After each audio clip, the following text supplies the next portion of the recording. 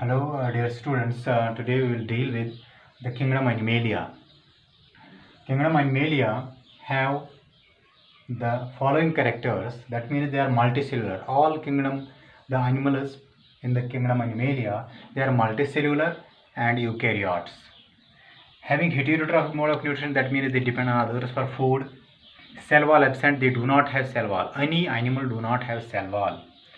Then the animals on this earth, they are of very different natured, and they are being classified into different phyla on the base of different characters. That means kingdom Animalia have been classified into two groups, majorly groups based on different criteria. First criteria is level of organization. That means first one is having cellular level of organization and another is having tissue level of organization. What is cellular level of organization? For example, this is the animal. This is the animal having one animal. For example, A animal. These are having cells. Hundreds of cells are present, multicellular. But these cells, they do not combine. These cells, and is the another B animal. It is also having different cells, hundreds of cells, but these cells combine. They form tissues. This type of A animal, they do not have the capacity, or the cells are working individually. That means hundreds of cells are present, but these hundreds of cells are functioning independently. But in case of B type, the different cells combine to form a particular tissue and perform a particular function. This type of difference is known as the cellular level of organization and tissue level of organization. Cellular level of organization means the cells which are individual cells present in organisms and perform individual functions. In case of tissue level of organization, the cells are combined in tissues and tissues perform different functions. And similar is the case with this cellular level of organization. That means the porifera, example is porifera. Porifera is the animal phylum which is having cellular level of organization. That means only cells are present. They do not combine to form tissue. And example is cycon is there. Spongilla is there. Spongilla is another example of porifera. What are the characters of porifera? They live in they are present in what that means aquatic. They are sessile, that means they are fixed on the ground and have cellular level of organization. Next is tissue level of organization. That means the organisms having tissue level of organization which are more complex than this simple one.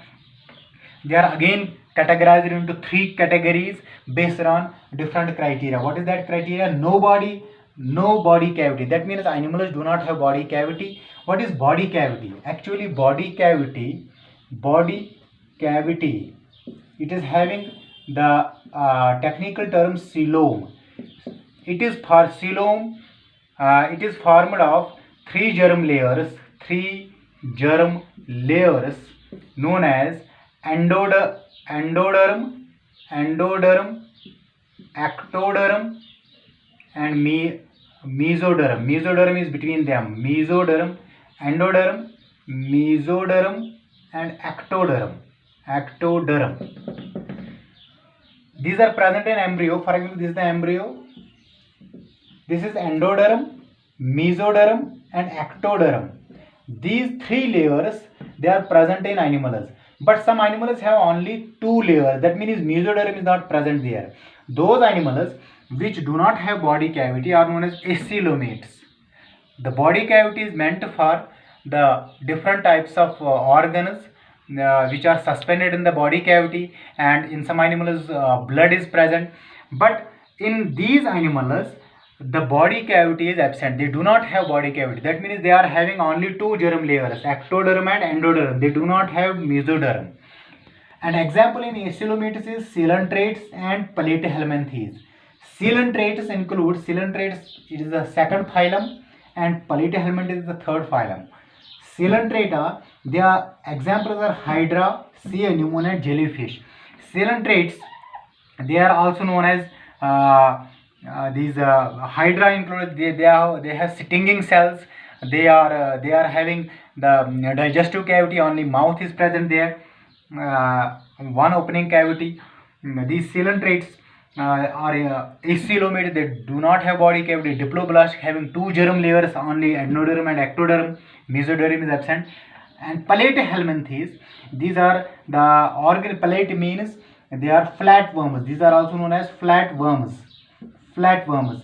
Platyhelminthes, it is also acoelomate. The body cavity is not present. Liver fluke, example is liver fluke. Tapeworm is example. Planaria is example of platyhelminthes. Next is pseudocoelomate. That means the animal is having phallus body cavity. Phallus body cavity. Those animals which are having phallus body cavity, they are included in nematoda. Nematoda means round worms. Round worms. Round worms examples are Ascaris and Wuchereria. These usually cause different types of diseases, and coelomates we will deal with in next lesson. Thank you.